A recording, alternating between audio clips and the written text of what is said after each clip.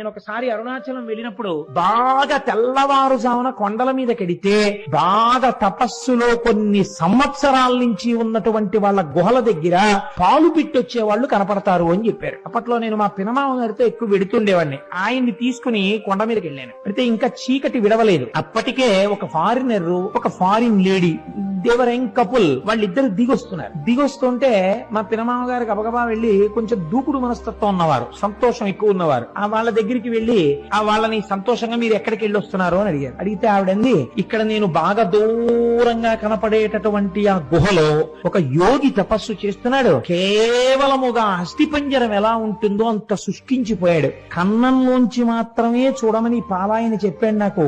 నేను కన్నంలోంచి చూశాను, కానీ నాకు ఆయన శరీరంలోంచి కొన్ని వేల వోల్ట్ల బల్బు వెలుగుతున్నట్లు కాంతితో నాకు దర్శనమైంది. ఇతను అక్కడ పాల కుండ ఒకటి పెట్టి వస్తుంటాడు ఒక పిడతతోటి. మరునాడు వెళ్లేటప్పటికి తాగి ఖాళీ పిడత ఉంటుంది, తాగకపోతే ఇంకొక పాల పిడత పెట్టి వచ్చేస్తుంటాడు. అటువంటి తపశ్శక్తితో ఉన్న మహాపురుషుణ్ణి చూశాను అంది. అంటే మా పినమామ గారు ఆవిడికి వెరీ గ్లాడ్ మా దేశం వచ్చి మీరు ఇటువంటి చూశారు అని ఇలా షేక్ హ్యాండ్ ఇచ్చారు. అంటే ఆవిడ షేక్ హ్యాండ్ ఇవ్వకుండా ఇలా నమస్కారం చేసింది.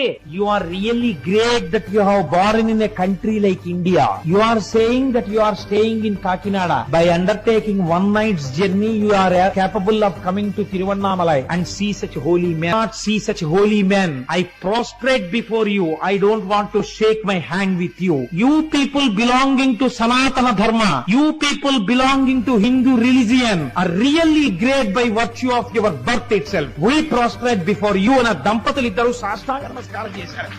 కేవలం సనాతన ధర్మంలో మనం పుట్టినందుకు, పుట్టలేకపోయామని ఏడ్చి వాళ్ళు సాష్టాంగ నమస్కారం చేశారు. ఇటువంటి అమృత భాండం, ఇటువంటి ఐశ్వర్యవంతమైన ఇంట పుట్టి అడుక్కు తిన్నవాడు ఎంతటి అయోగ్యుడో, ఇటువంటి సనాతన ధర్మంలో పుట్టి దీని మీద విలితి ప్రసంగాలు చేసేవాళ్ళు అంతటి అరుణాచల శివ అరుణాచల శివ అరుణాచల శివ అరుణాచల